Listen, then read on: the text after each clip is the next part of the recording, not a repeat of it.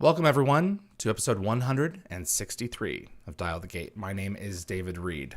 I am really excited about this guest today. Harley Jane Kozak goes back to the beginning of SG-1 in Cold Lazarus, one of the most important episodes of the show. It established so much of what came in the next 340 some odd episodes of the series. But before we get her on to discuss her career and her life, I want you to consider clicking that like button.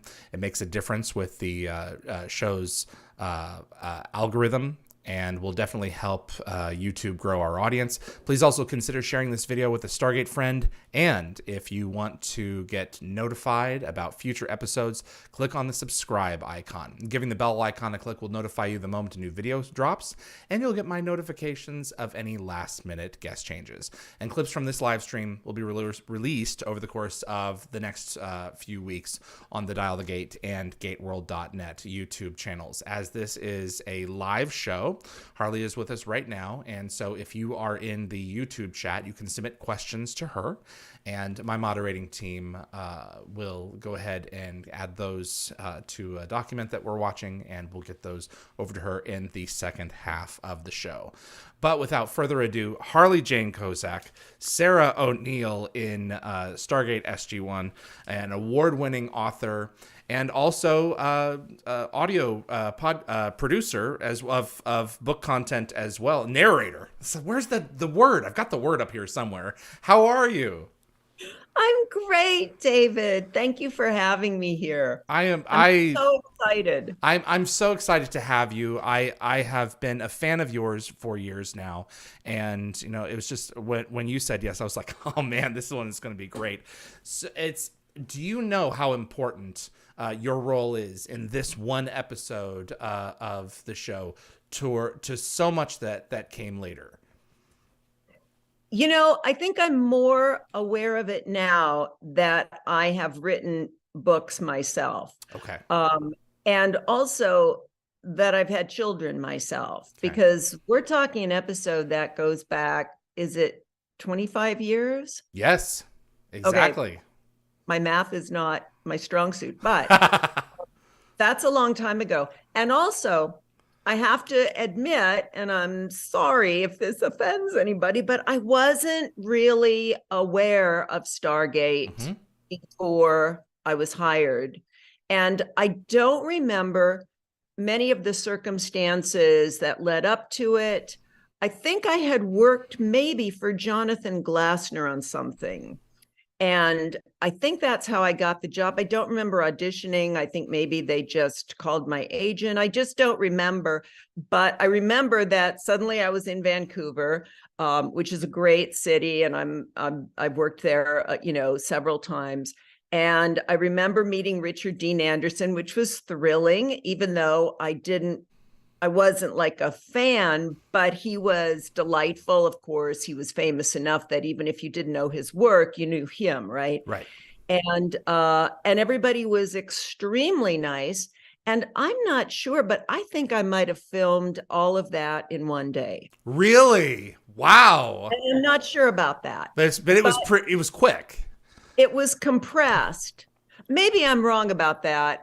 Maybe it was like 2 days. So, as you know, you film things according to the location typically. So I remember filming the outside our house, Sarah and Jack's house. And then the hospital might've been a different, but anyway, it was very compressed. It was very short. I had a lovely time. And then I went home. And I think when the episode aired on TV for the first time, I was working on a sitcom that was just driving everybody crazy. It was a lot of CGI and a lot of special effects. And we were just working around the clock. And I don't think I saw it on real TV. Plus, I was about to get married.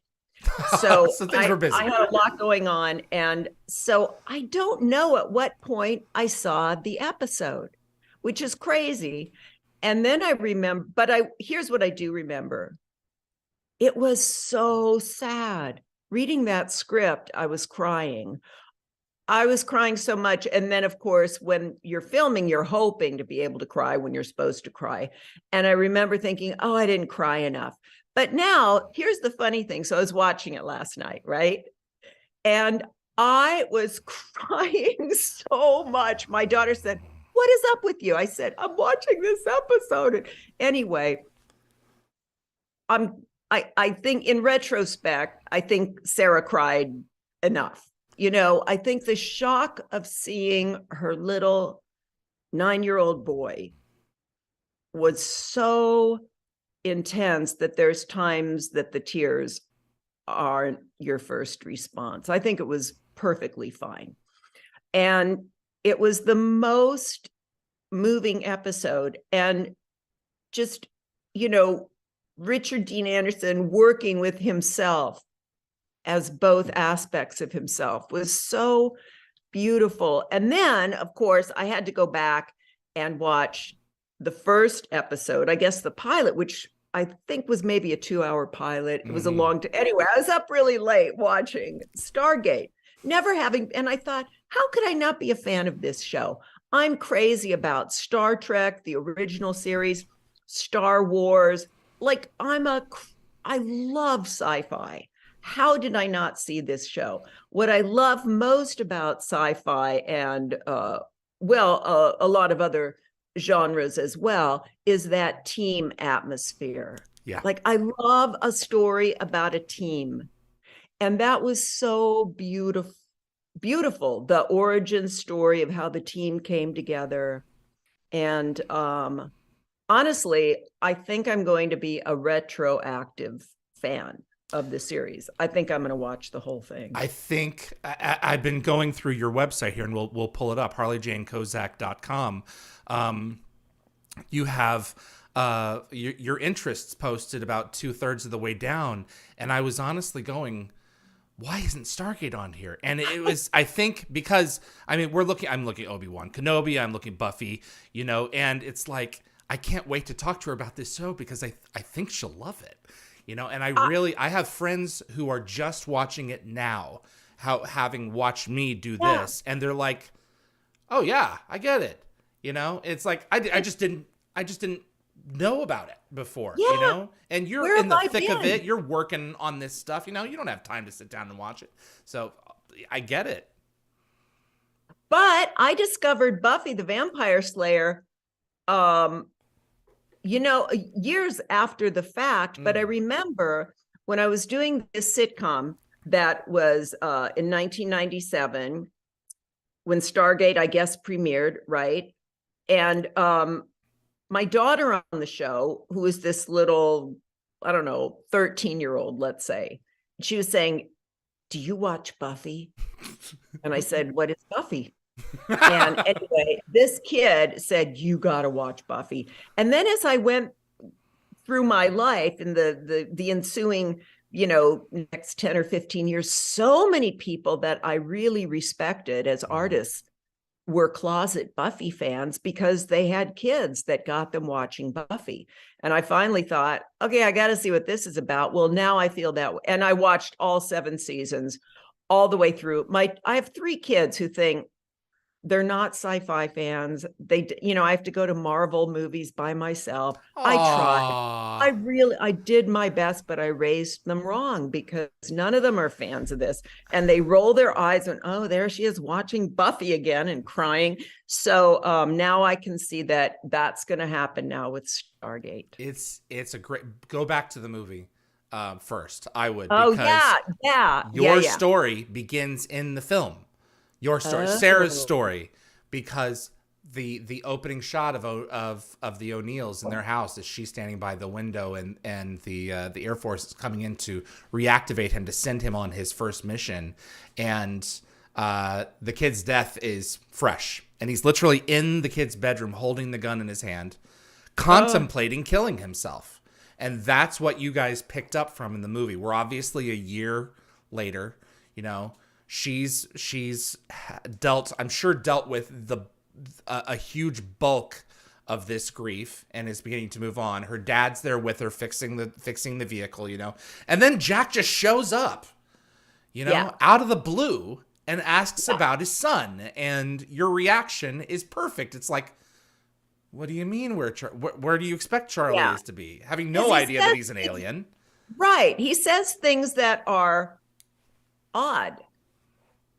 But I don't stop to pursue him because just the emotional reality of him there after all this time and all the stuff that's gone on sort of overwhelms everything else, except for those moments of, wait, what? Right. Yeah. Exactly. What the heck is happening here? I'm delighted that you love it. I can't believe it.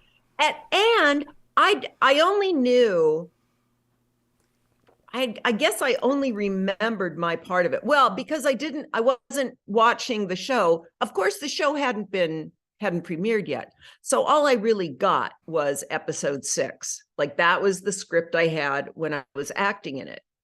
And whatever I knew about what happened earlier, it's like reading a summary of something. It's not the same.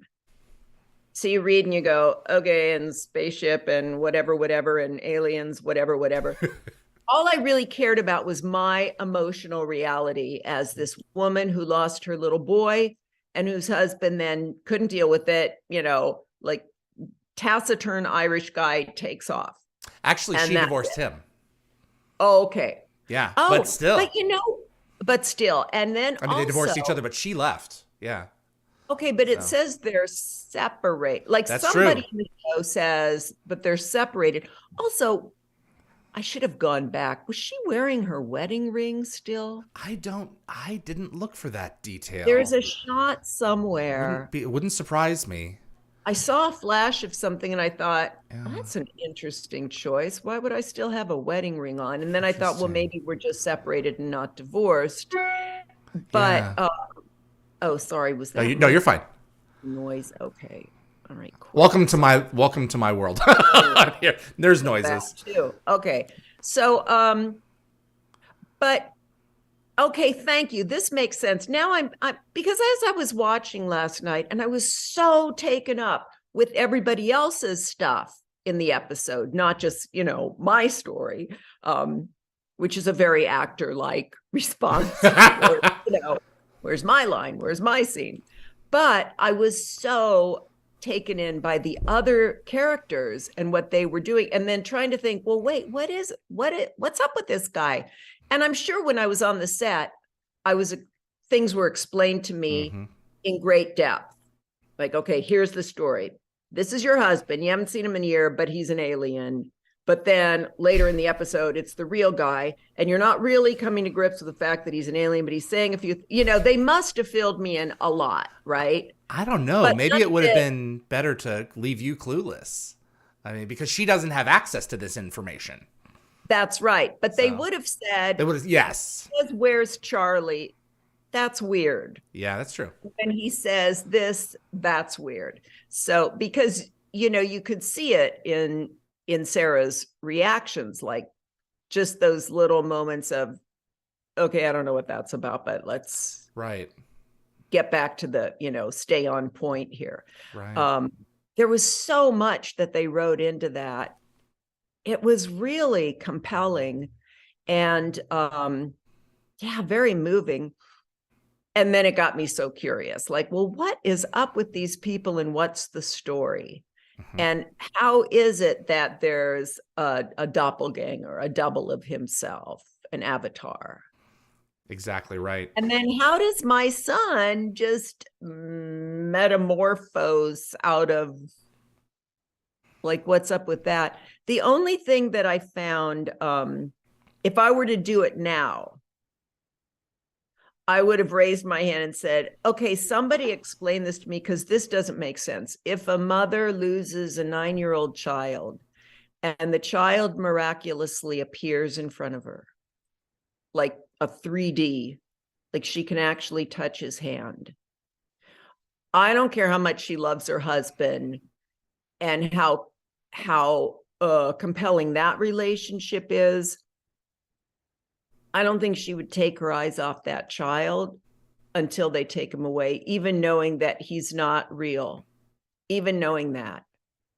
I think the grief and the longing for someone who's dead is to me, that overpowers every other response. And so in the end, like, I take I have a really, a moment with him, but then I turn my focus back to Jack, and it's all about the two of us. That was the only thing that I thought, I'm not sure. I think I would have stared at that child until he disappeared. Yeah. And what mothers would have let him disappear? Yes. At the same time, it's like some people, I mean, so you say he's not real. Okay. You're asking me to take this on faith. He's right here in front of me. He's been gone for a year. He sounds and smells and looks like him. I'm not leaving. And why can't I hug him? Why can't I hug him? Yeah. Yeah. That's, oh gosh. I would not be holding my child's hand. You know how you are after your kid's been gone for, to summer camp for a few weeks. Mm-hmm. Were you a parent at that point?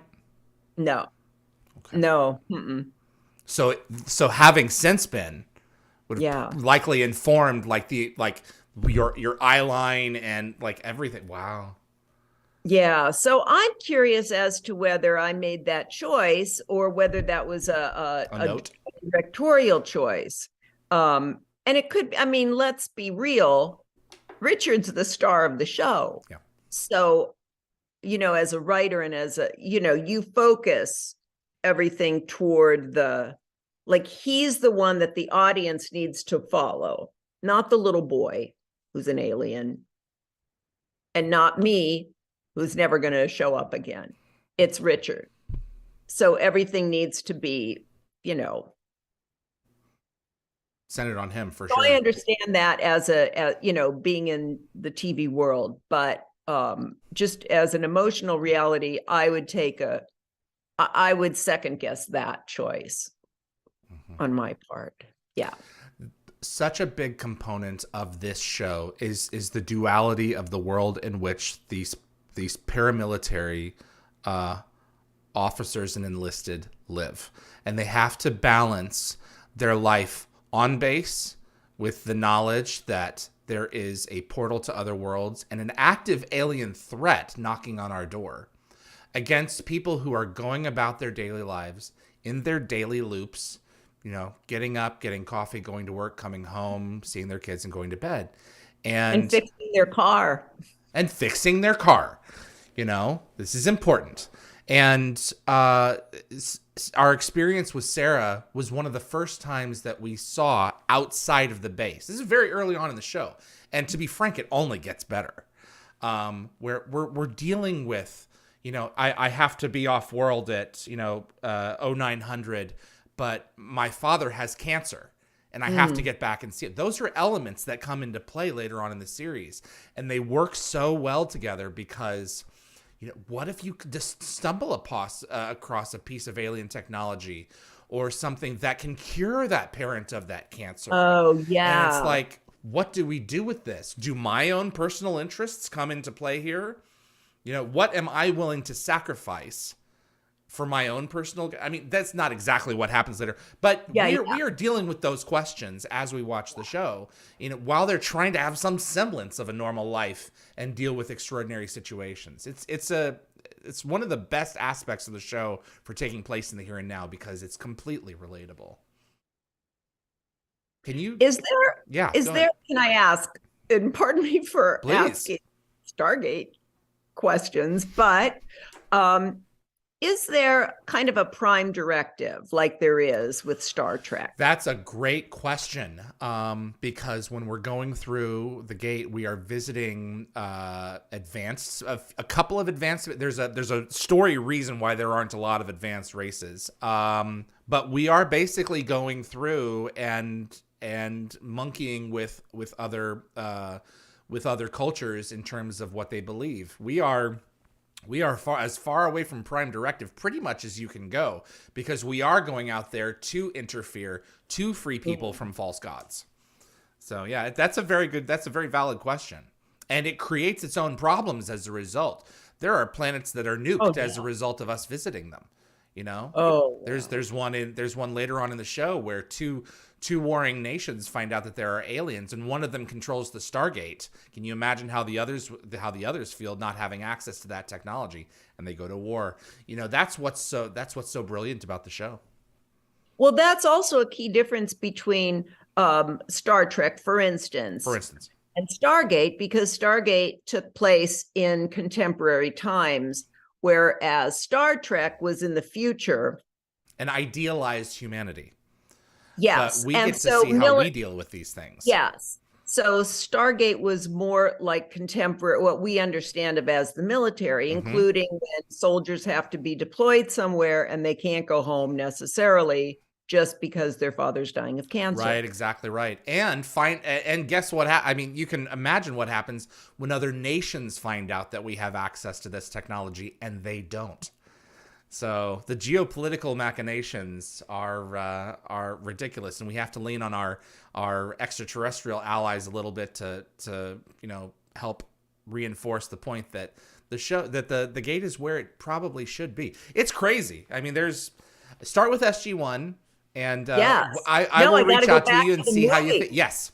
Yeah, because you will get it. I'm interested in hearing your perspective on this episode after you see the film and those two shots in the house where the parents are still dealing with this trauma and he's got to go off on this suicide mission. Who plays Sarah in the movie? Let's find out. Does she have scenes, or is it mostly it's one shot? She's long. It's longer blonde hair. She's a smoker. Both of them quit smoking, I'd assume. Jack definitely did. Stargate the movie. Yeah, she's in one scene, and she was played by Cecil Hoffman. Oh, are you aware of her? Hoffman. What else has she done? Strong Medicine, Provenance.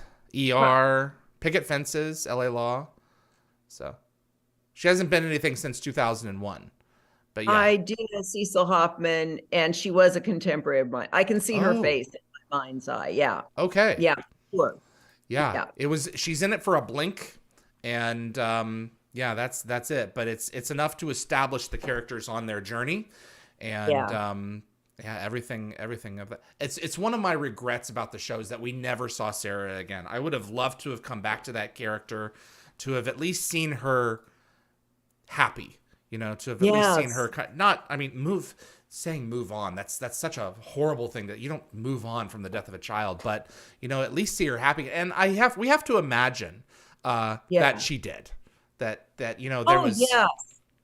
But to your point, I think that's a really important thing that theater can do for us, that, storytelling can do for us, is to reassure people who are going through the death of a child that, no, of course, you're never going to forget the child.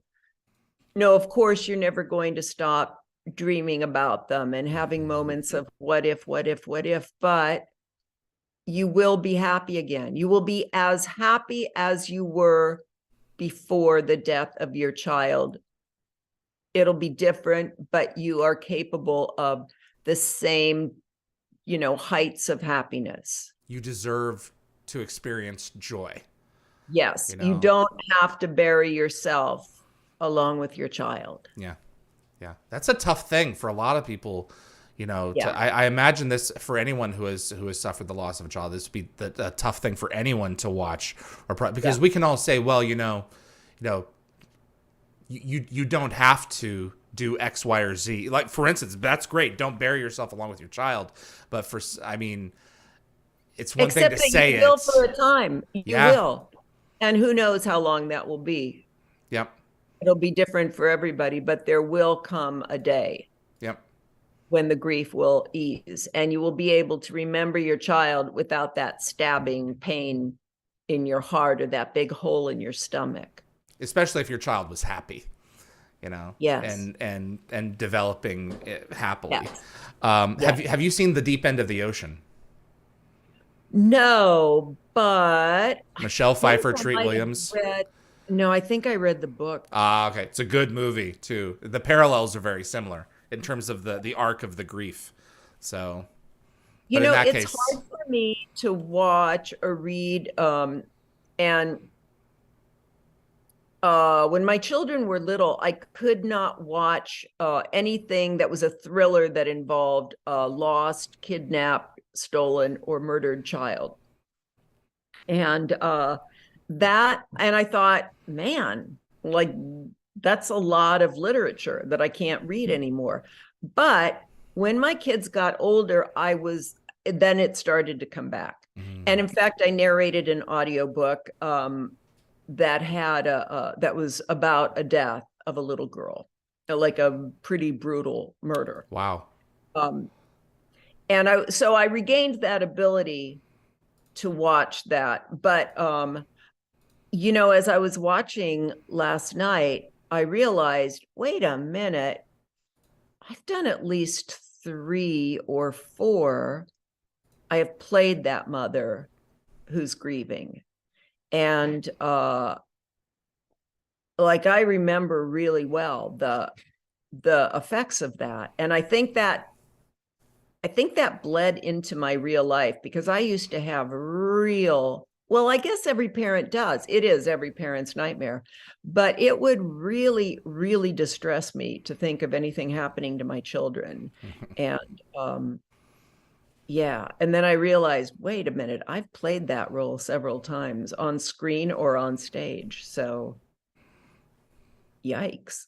It's intense stuff. Yeah. Yeah. And I think it's one of the reasons why why Cold Lazarus hits so hard, because as a part of the canon of the show, it enables Jack to move forward with his story, because Rick wasn't going to play Kurt Russell from the movie. He's off the wall. He has to have humor. So he had to find a way to adapt that.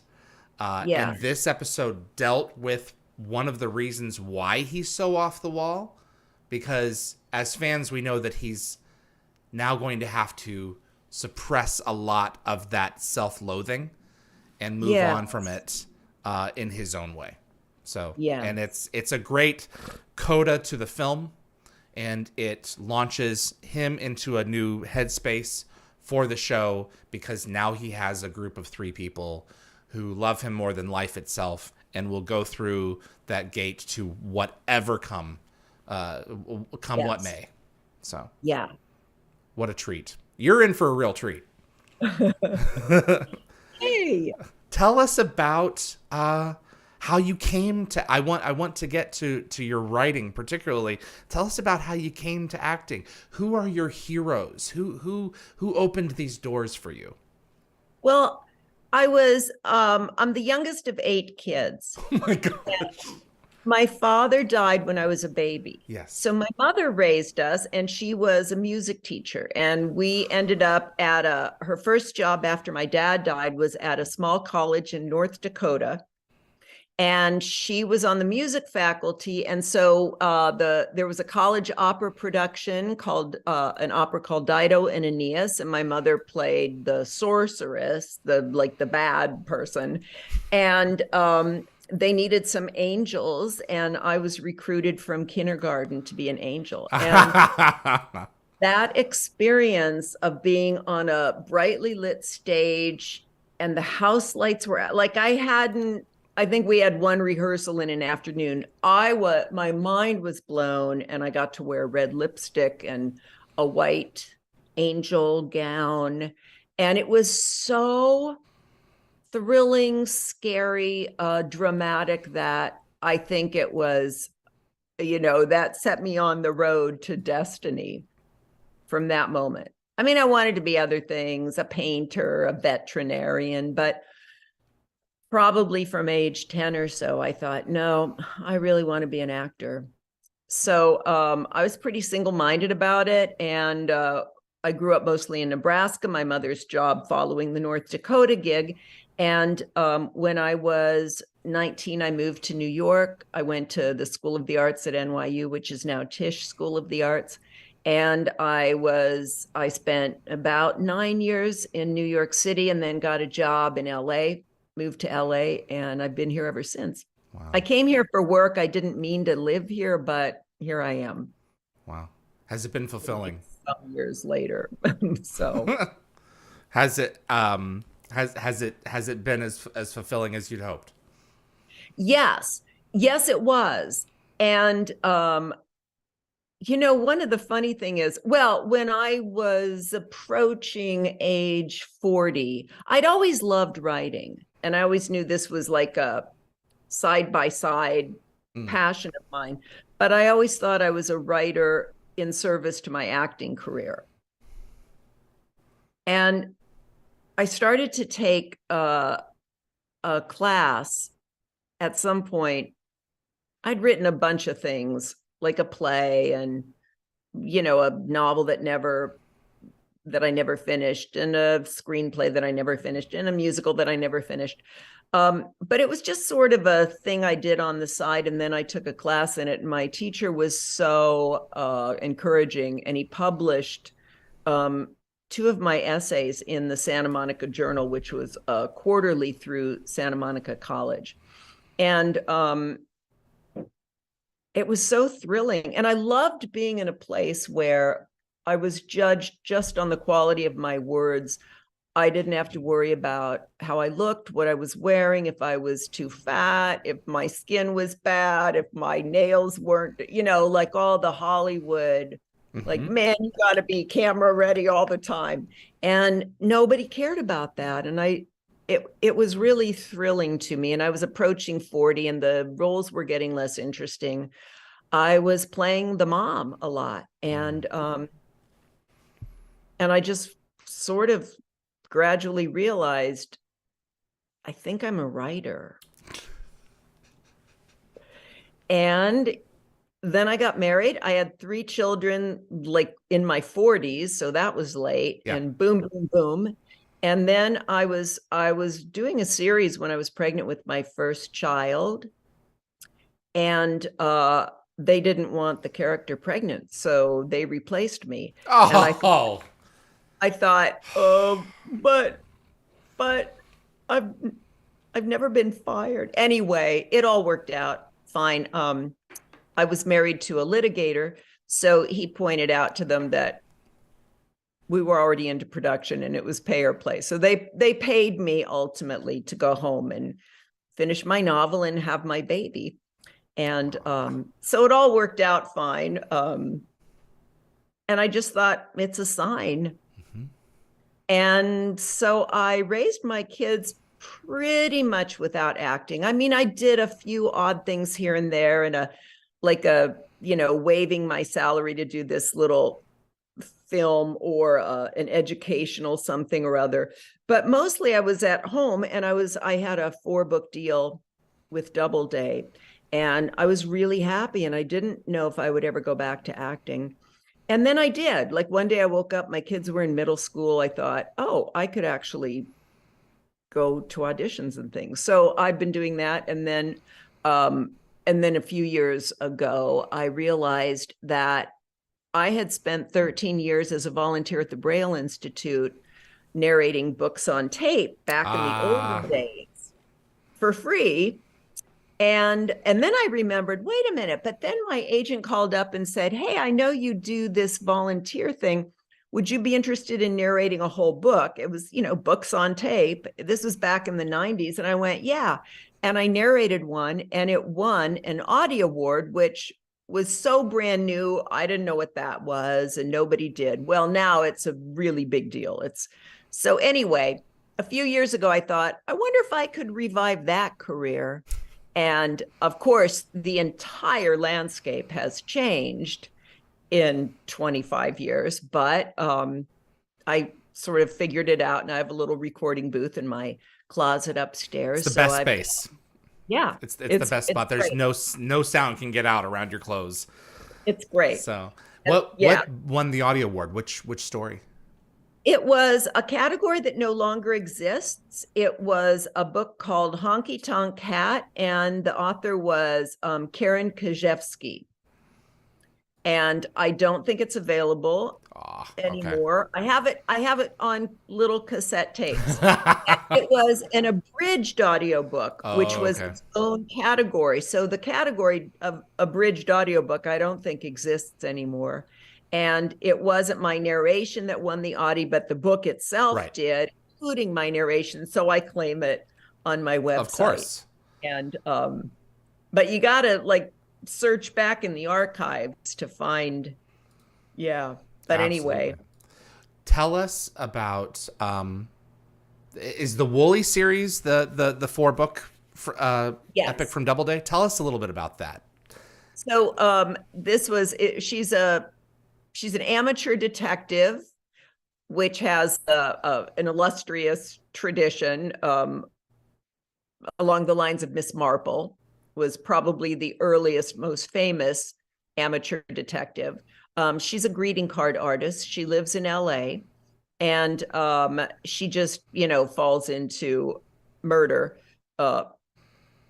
scenarios, and she is not equipped for it. She doesn't have any physical courage. She doesn't have any particular skills in solving mysteries. She's sort of a hapless amateur detective. So I wrote 4 books in that series. The first one called Dating Dead Men. Oh, that's the other thing. She's always dating in some strange, that's what my editor loved the most about the first book. She said, so we need her dating in the next 3 books. And I said, but she ends up with somebody at the end of book 1. And she goes, well, you got to figure out how to undo that, because that's what I love about this series, because she's like the serial dater. And this was back when Bridget Jones' Diary was kind of a big deal. So, yeah. So anyway, Doubleday eventually kind of went out of business. And then I wrote a paranormal book that was for Harlequin, a division of Harlequin that deals in paranormal romance. So it was about shapeshifters and vampires. And Is that Keeper of the Moon? Yes. Okay. Yes. And I was asked to write that. And so that was really fun. And then I've written a bunch of short stories and essays, and for things kind of like this, where my acting career was on somebody's radar and they asked me to contribute to an anthology. For instance, a horror movie that I did way back became sort of a camp cult classic, and they asked me to write about that. So, so there's a lot of overlap in my acting and writing career. But anyway, so now I'm writing my 6th novel, which I've been writing forever, because again, it's on spec. So when there's no deadline, I am just like a rambling writer. It is way overwritten, and yeah. What can you tease it for us a little bit? It's called My Fabulous Divorce. Okay. And it's not a murder mystery. It's the only book I'm writing that has I won't say there's no dead bodies in it, but it's not really a murder mystery. Okay. Yeah. What is it about that genre that keeps you interested? Because you can be passive in reading it, but it's not nearly as fun, And Right. it's one of those that ideally you can share with someone else while you're going through it to dissect it and discuss it, because the author is layering clues along the way for people who are, I would gather that you are, for people who are, looking for them. Oh, well, for me, the way that I write, there's typically 2 kinds of novelists. There's the ones who plot everything first and then write according to the plot that they like, that they figured out. And then there's the other kind, who are the non-plotters. We call them colloquially pantsers, short for by the seat of your pants, where you just get an idea, you start writing, and that's me. I get an idea and I think, oh, as soon as I can write chapter 1 and I start writing, I'm happy. The problem is that I go on a lot of tangents and so typically I have to write a very long first draft. Then I have to go back, figure out by the end of it who did it, and then go back and make sure that I'm giving the audience a fighting chance to figure out themselves who did it. So at the end, I might say, oh, the butler did it. And then I have to make sure that the audience was introduced to the butler pretty early on. Right. There's a lot of, it's a formula. So there's a lot of tropes. There's a lot of, traditions, and playing fair with the audience. You got to give them all the clues that they need if they're smart, and yet not too many, because you don't want people saying, and this is where other writers become really useful. And I have a lot of writer friends, and we do this for each other. So we'll read and we'll go, I knew by chapter 3 who it was. Or say, wait a minute, I got to the end, you told me who done it. Who is this person? I don't even remember meeting them in the story. And a writer loses that perspective pretty fast. Mm-hmm. So that's why other readers are really, really necessary. Absolutely. This Pantsers, that's terrific. There is a Stargate writer, a novelist by the name of Sabine Bauer, and she writes exactly the same way. These complex stories, when you're looking at them on the face, and I'm surprised when I asked her, I was like, you didn't know where this was going? She's like, no. I would be terrified of painting myself into a corner and be forcing to scrap it and start over. Terrified if I didn't plot. When I write, I always plot. Yeah. But what an adventure the other way is. I've tried to turn myself into a plotter. Yeah.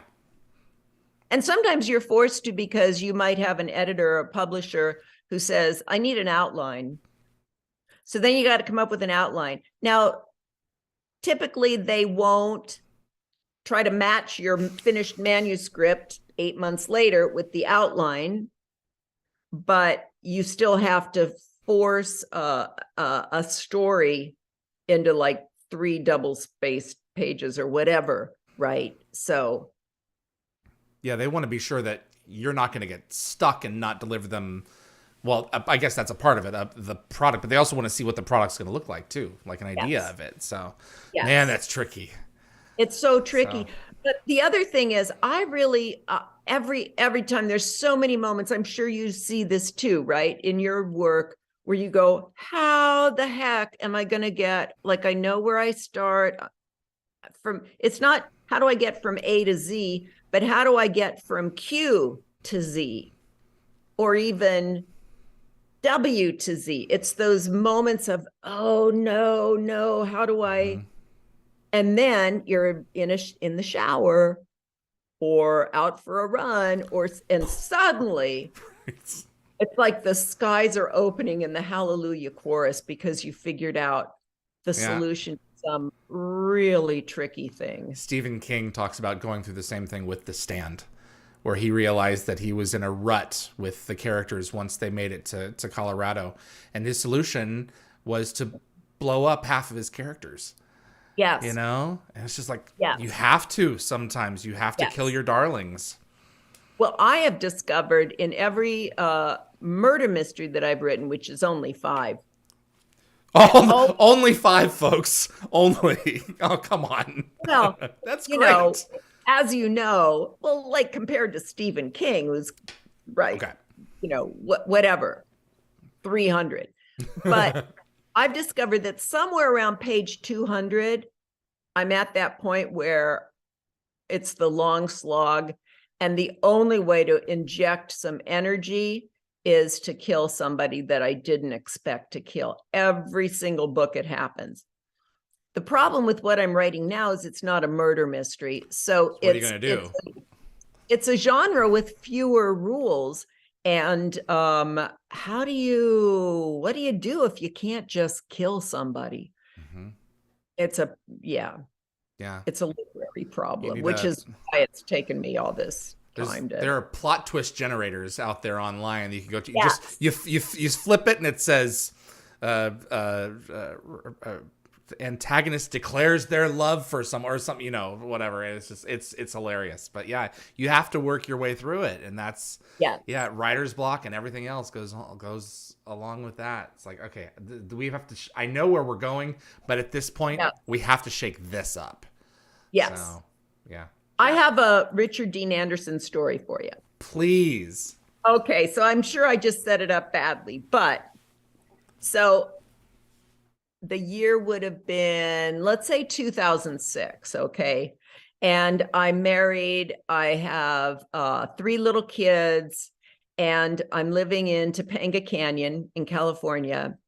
And my daughter goes to a school called Viewpoint, and they have these assemblies every week. And I'm new because she's just a kindergartner, right? So I don't know the culture, I don't know, but I go to the first assembly, and I'm sitting there trying to, I'm squinting, trying to see her. So it's this little girl. This was the picture from Viewpoint when she was a kindergartner. So anyway, so I'm sitting there, and there's this guy next to me, and he's got this full on. Now, this is just before everybody and their dog has a camera on their iPhone, right? So he's got the full on big camera and the lenses, and he's like just really taken up his space to take an exact picture of whatever he's, whatever kid he is. So anyway, he sits down, and I turn to him and I say, which one is your daughter? This is my first assembly. And he looks and he goes, oh, which one's your kid? He goes, mine's that one. And I guess she was in 1st or 2nd grade or something. And I said, mine's a kindergartner, and she's like, the 3rd from And I said, I stuck out my hand. I said, my name's Harley. And he said, Harley, I know. I was married to you. And I went, oh my God. I said, Richard, how are you doing? He said, great, how are you doing? And we hugged each other, and we filled each other in. We hadn't seen each other since that day in Vancouver. Wow. Back in what a small world. Did he see you in the rise? Did he deliberately sit next to you, or was that an accident? No, we were completely like parallel play, like completely oblivious. He was just the guy next to me. I was like, who's this guy who's got this big camera set up? Like, wow. And your daughter and Wiley went to the same school. Mm-hmm. But Wiley would have been a year or 2 or 3 older. Yeah.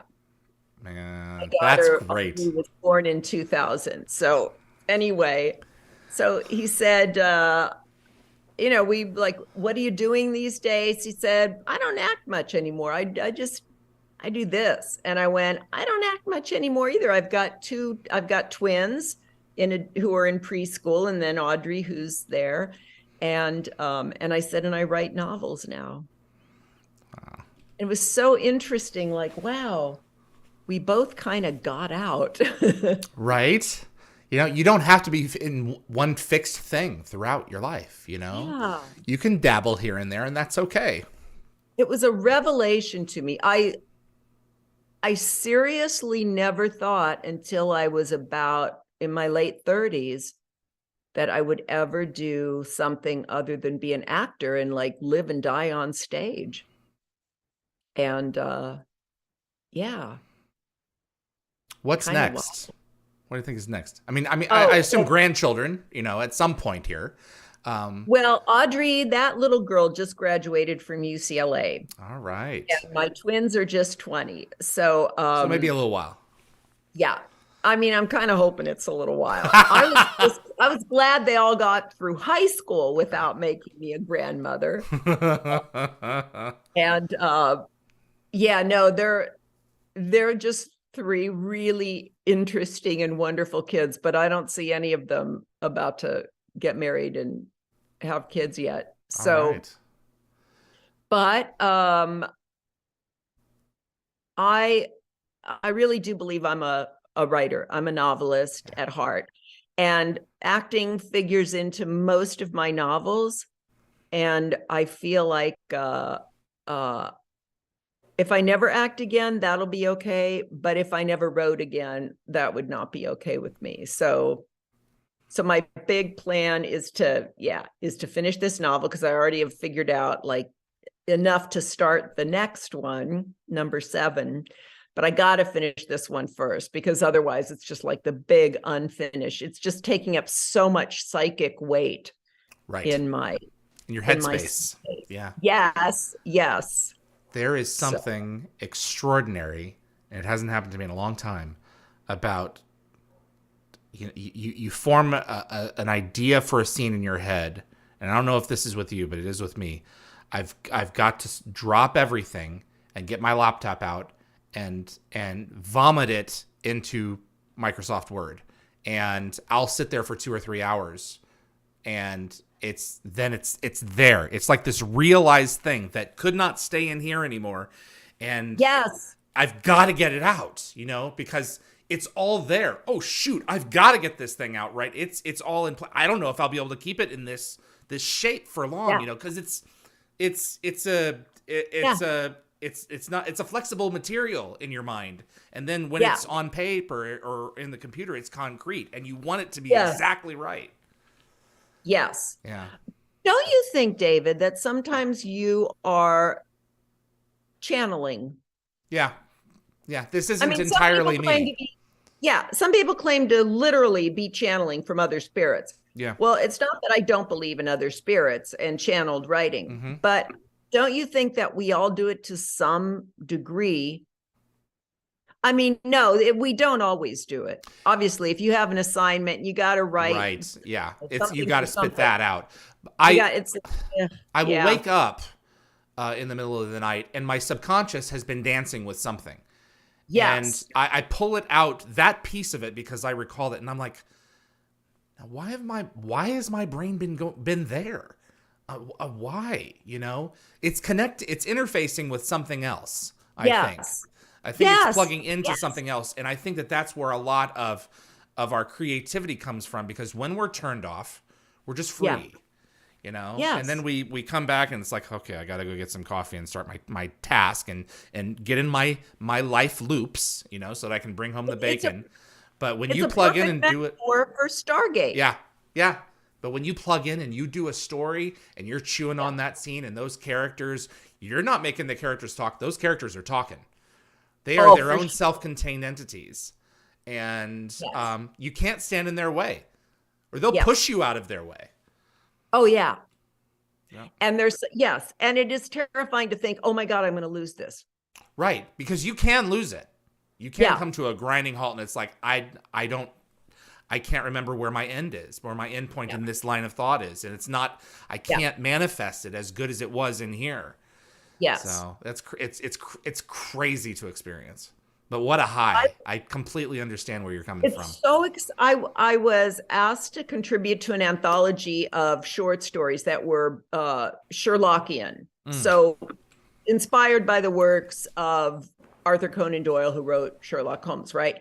And so I realized, okay, I got to start writing, but I don't know what my what's my gimmick? Who's my, it was too broad. It wasn't specific. And I thought, I've got to start, because I'm a really slow writer.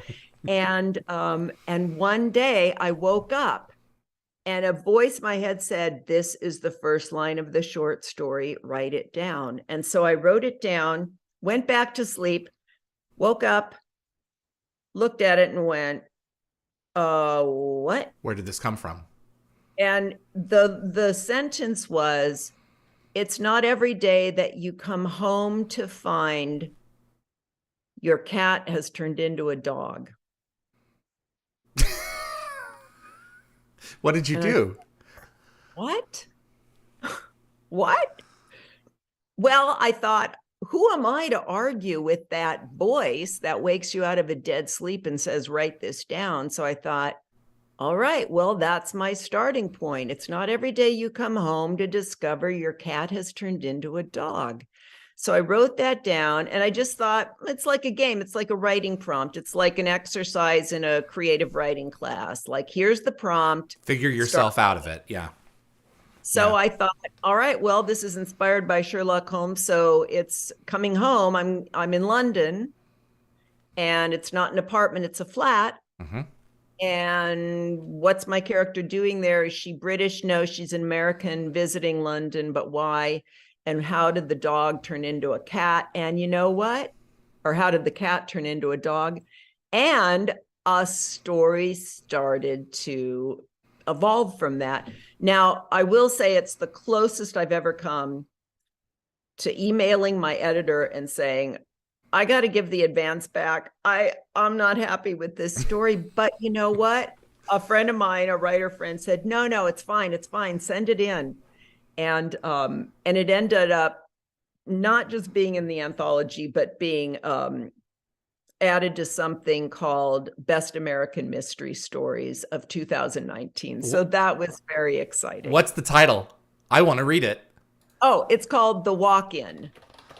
The Walk-In. I was going to ask you, was there an actual like transformation, or was there like a switch out of the pets? And it's like, no, I'm going to read this and find out for myself. So this is great. Yeah. The Walk-In, Harley Jane Kozak. That became the central mystery, was how the heck is a cat going to turn into a dog? Right.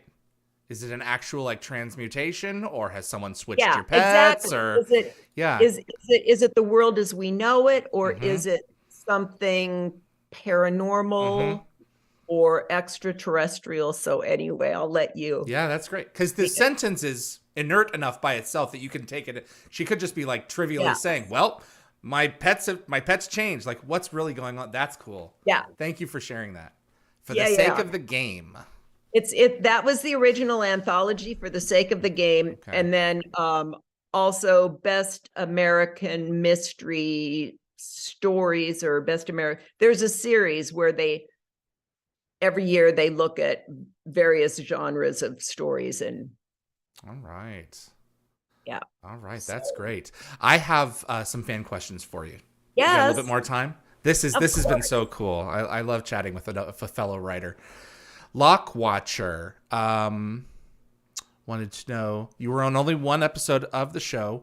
How were you received? You talked a little bit about this. How were you received on the show by the other actors that you had a chance to interact with? You were with the whole group in that one scene at the hospital.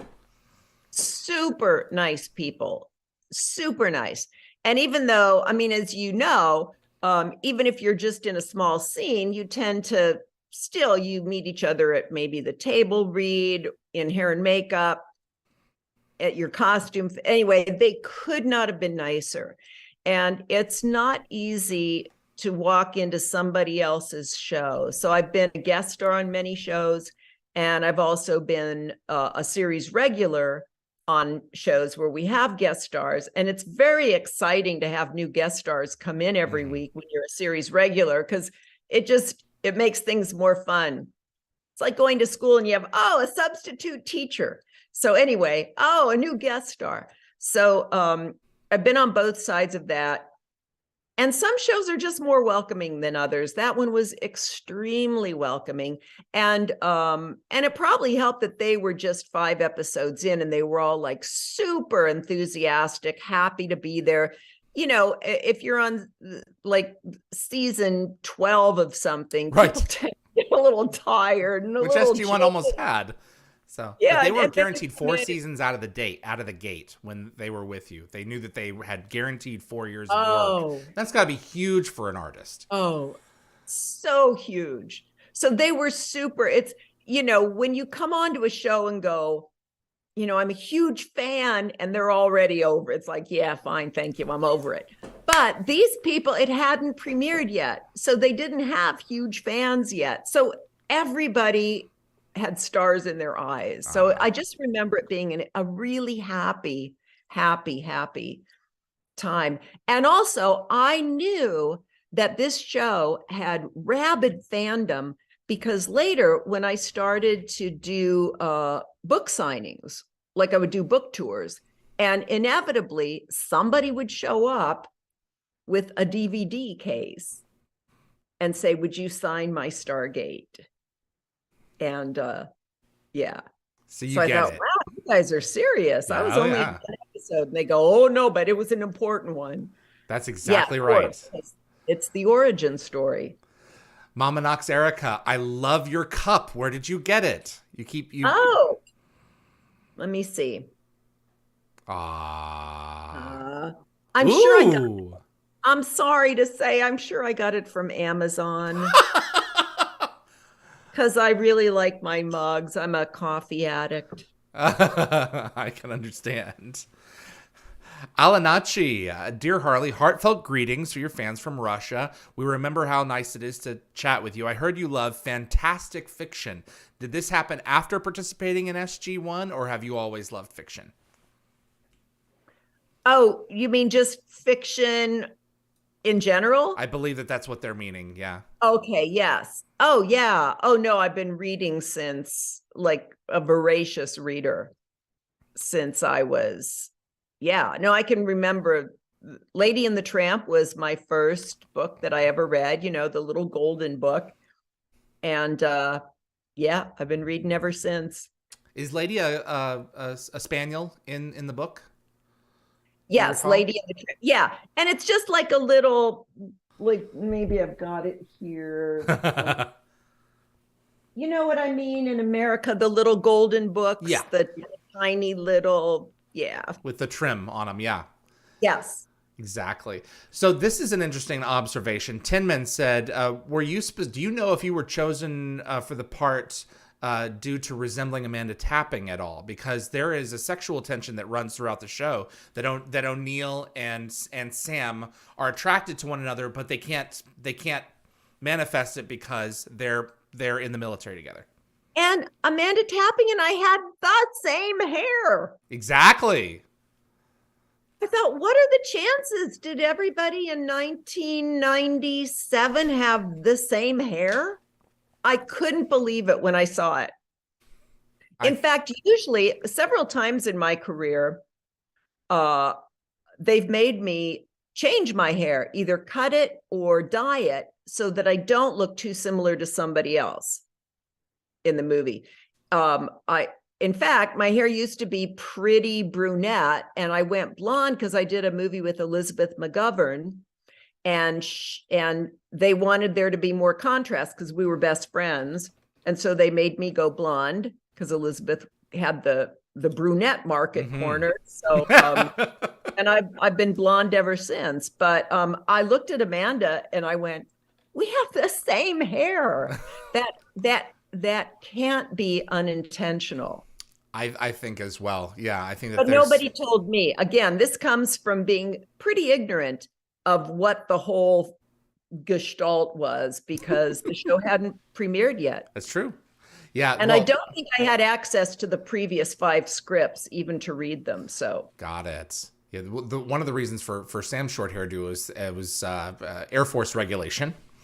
And then Amanda Tapping went to I think it was Afghanistan for the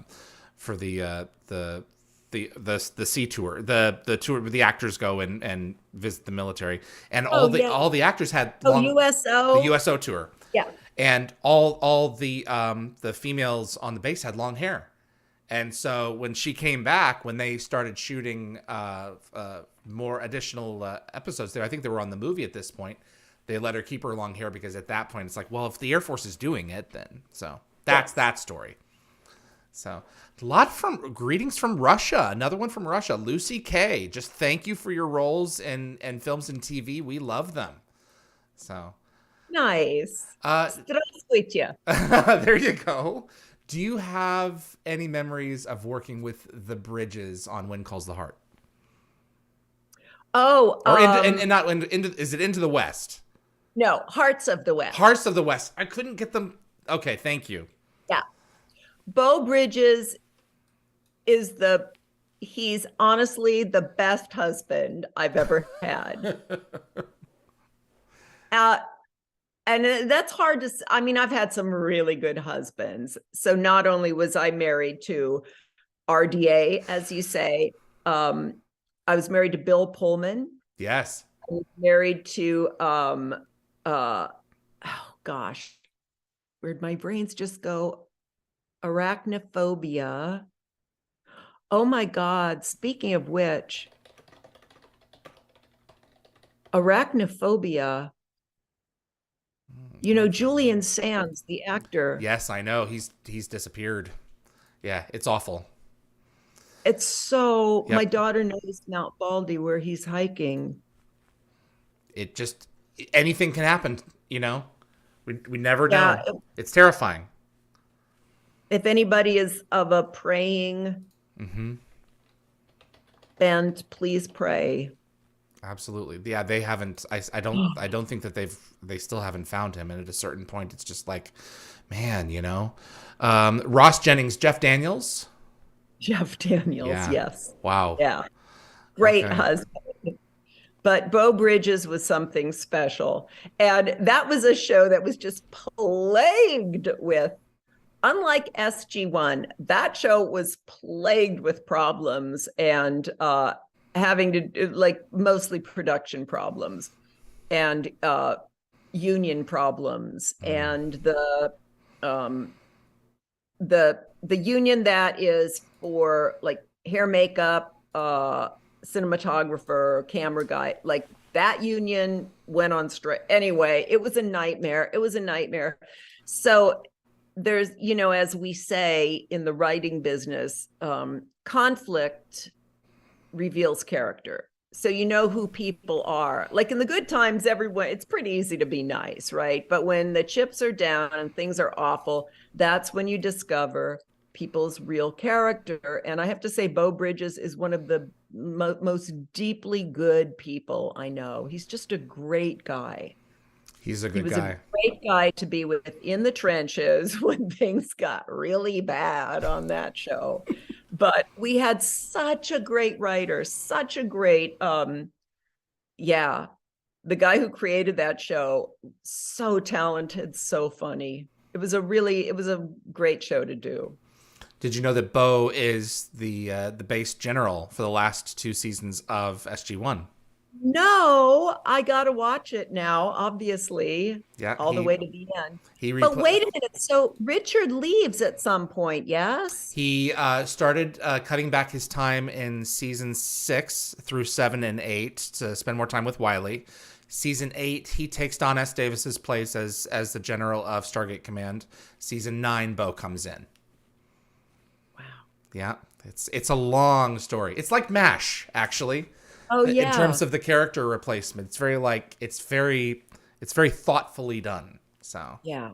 yeah, the chat also observed Sarah makes an additional appearance in a photo in season 7 in the finale at Jack's house. So you're still there. I have a set of those photos, by the way. I was going to show them, but I was like, that's way too fanboyish. You are not going to do that.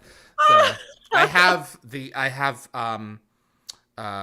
envelopes with letters that she sent him. So he has a cigar box in that episode, and there's photos of the family and letters from Sarah while Jack was away. And those are a few of my people. I love them. So Yes, I saw that in episode 6, the letters, because I was drawn to, I thought, that's not my handwriting. They should have, the props people should have given me those letters to do in my own handwriting. But when you're a guest star, you don't always get to those little details I love. Like who's responsible for that? You know, okay, we need someone with with bubbly, circular. Okay, you can go ahead and do it. So it's all the stuff that comes into a show. It's the props people, they're on top of it. So they don't want to wait around till the actor's on set and they want it to be all ready to go. And that's cool. So I'm not dissing the props. But that's my part, let me sign those. That's funny. Summer, my moderator, said, just wants to know, thank you so much for your work at the Braille Institute. My grandmother was blind and she relied heavily on those books.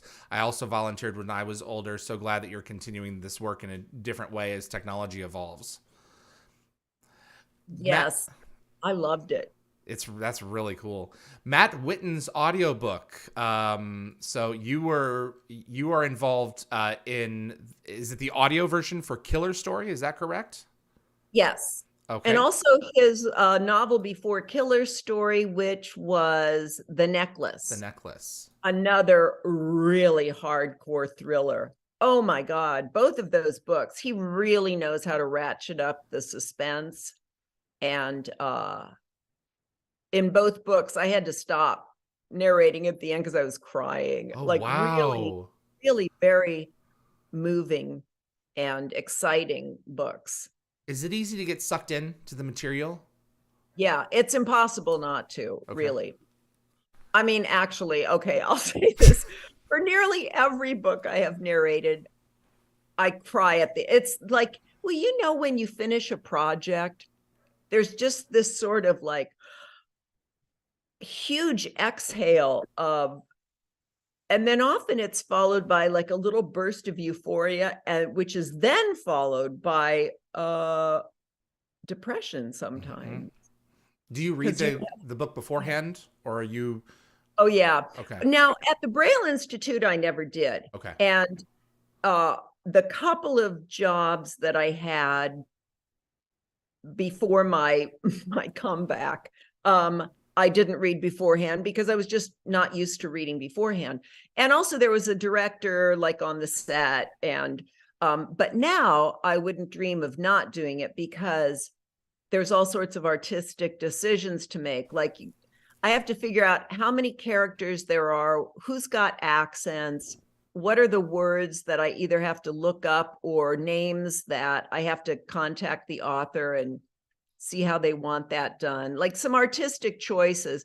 But also, if I give somebody a kind of annoying voice, and then it turns out they're in 7/8 of the chapters, Oh no. it can be overwhelming.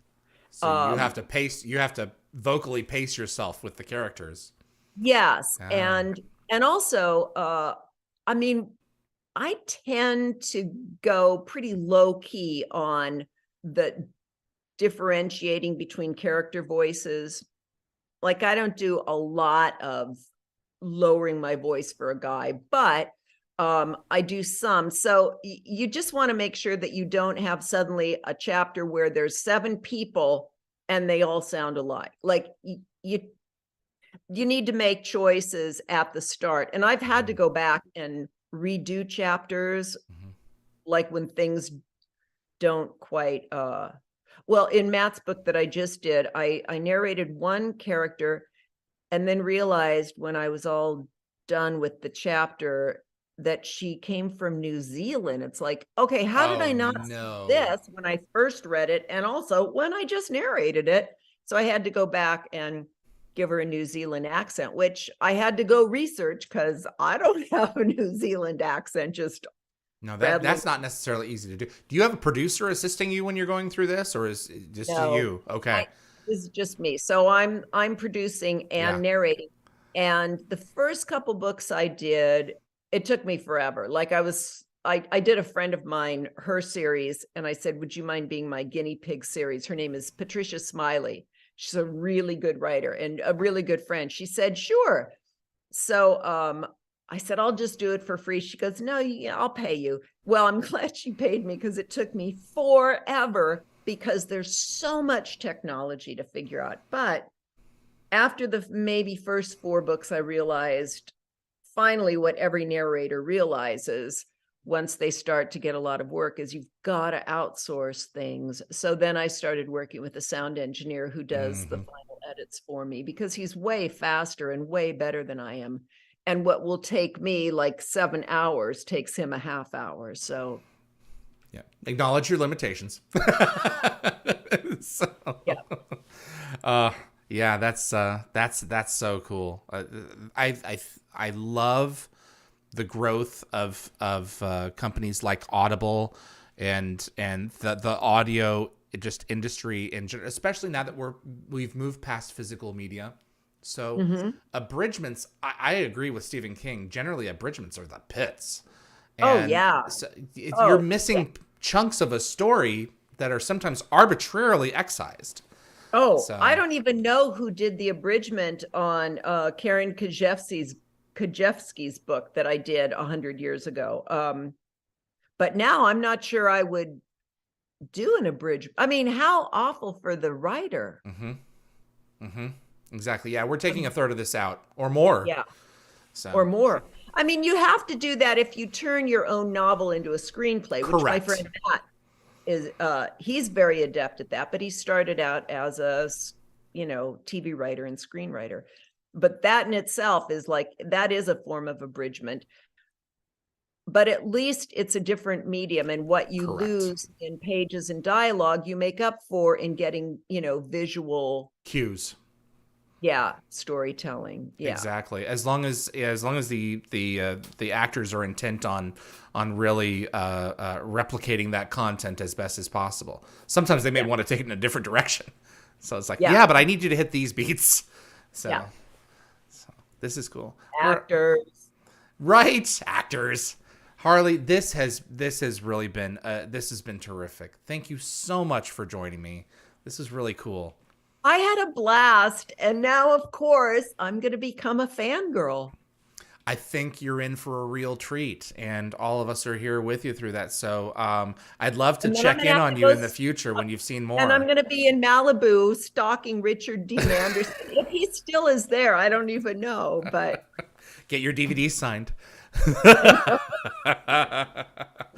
Thank you so much, David. And everyone, check out HarleyJaneKozak.com, and we'll definitely keep you in the loop.